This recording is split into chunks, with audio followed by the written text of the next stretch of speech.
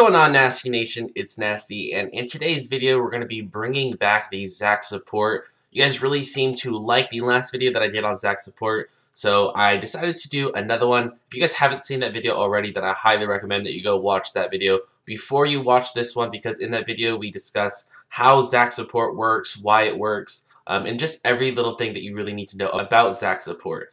In this video, however, what we're going to be doing is going a little bit more in depth and talking about how you want to be playing Zac Support.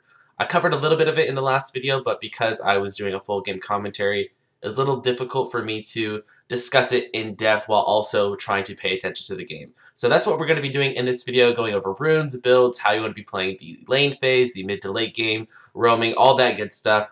And I also didn't want to do a champion guide because this is a weird pick, so I didn't want to spend a lot of time on the champion guide. Instead, we're just going to do a really quick rundown on how to play Zac Support.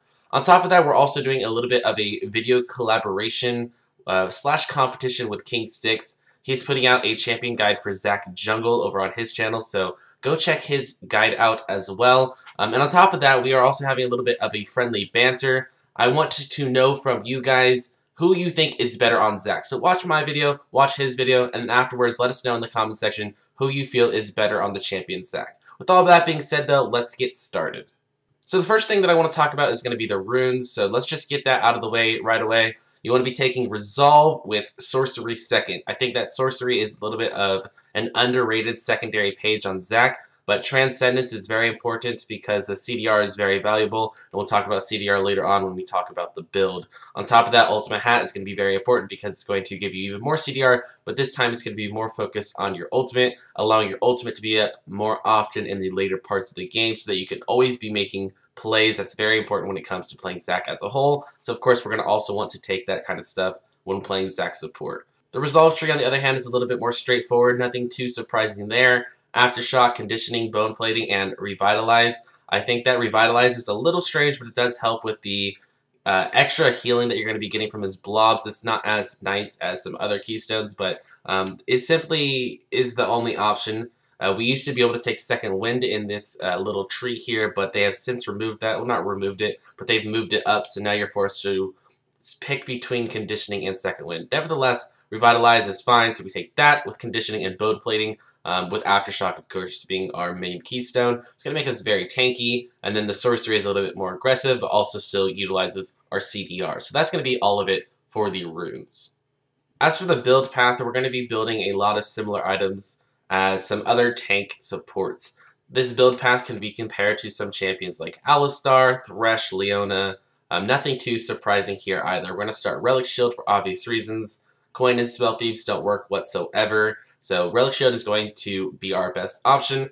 It's also important to note that even though Zac has a pretty long, extended auto attack range, because his arms kind of sling out and they're a little bit further than what you typically see from a melee champion. But with all that being said, it still is considered a melee auto attack, so Relic Shield works fine. It's not like Thresh's ranged auto attack where it's really hard to last hit using Relic Shield. It's going to be very simple, works the same way as any other melee support, which is why Relic Shield works.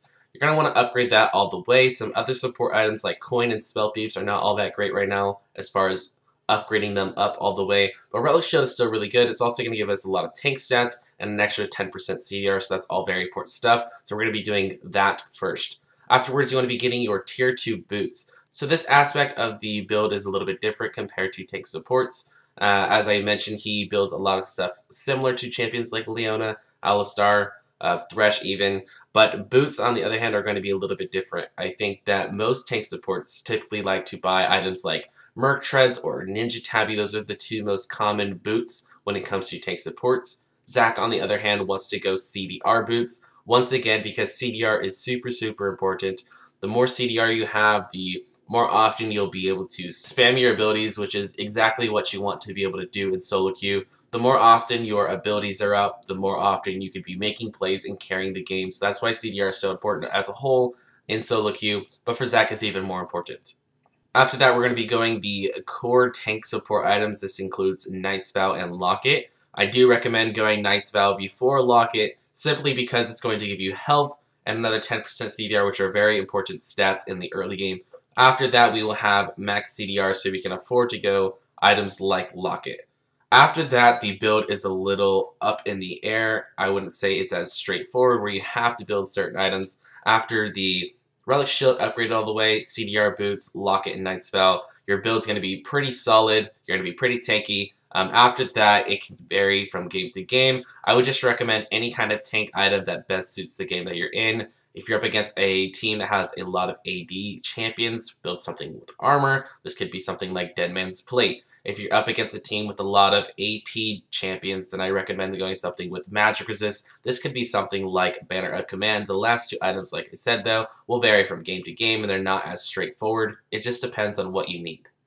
Next up, I need to talk about the lane phase. So Zac Support is a good pick. Don't get me wrong, I do think that this champion can work in the support role, but when it comes to the lane phase, you will be fairly weak. That is his weakest part of the game, his weakest aspect of the game. So you have to play a little bit safe, just wait for ganks or wait for the opportunities to come. You don't want to just be non-stop jumping in because you are fairly immobile early game after your E is on cooldown. So if you jump in, you miss the landing, then you're stuck in the middle of the enemy team with no way of getting out. So you have to be careful. Make sure that you're patient and that you're jumping in at the right times, either from Fog of War or from a bush, or if you have a gank coming in, then you can be playing a little bit more aggressive.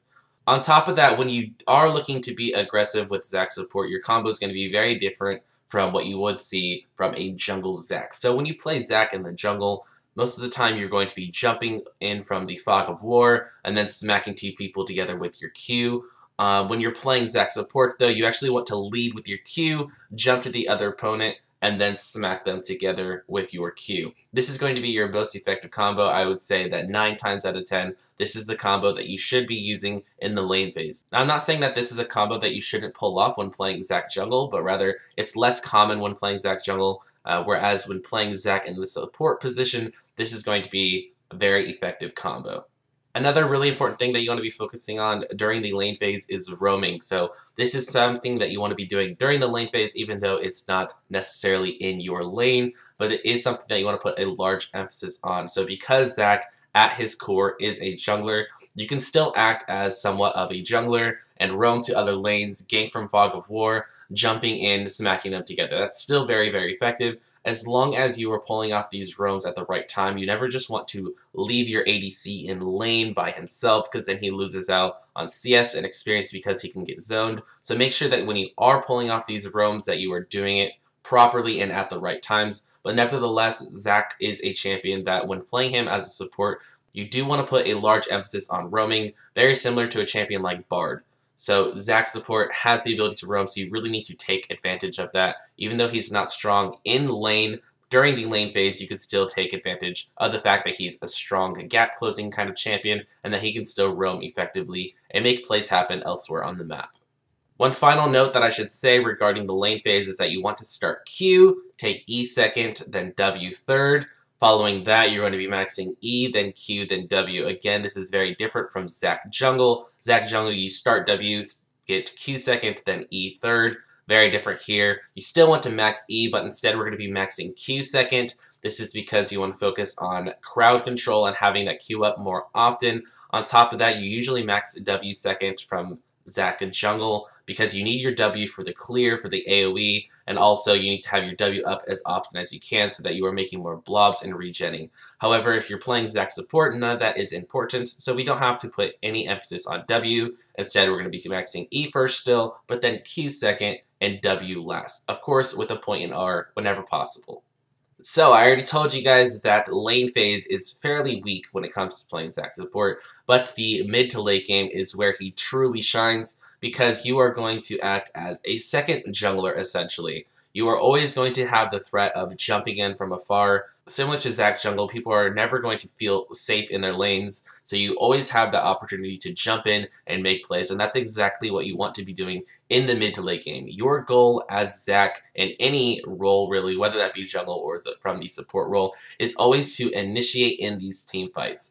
From time to time, you may have to find yourself falling back and having more of a peel-oriented role and to make sure that your carries are still alive. But for the most part, if at all possible, you want to put an emphasis on engaging for your team and being that front line. So, mid to late game, our combo is going to change and it's going to go back to the more standard combo. Jumping in from Fog of War with your E, using your Q if you have to bring some targets together and then ulting, or if you are able to land on multiple targets initially with your jump, then you can ult immediately and bring them back into your team. That is how you want to be playing the mid to late game as Zac, and it's going to be super, super effective. It's going to be equally as effective as if you were playing him from the jungle role.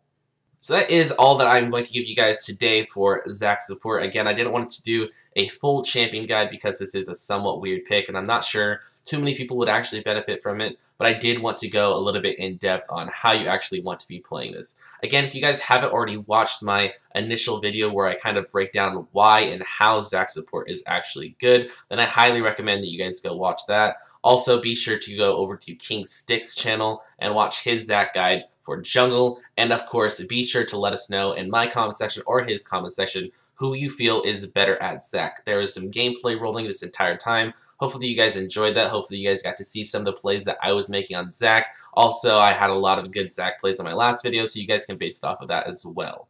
Anyways, thank you guys so much for watching. I hope you were able to learn something new or find this enjoyable. If you did, be sure to leave a like, drop a comment down below, and subscribe to help the channel grow. And as always, I will see you guys next time. Peace.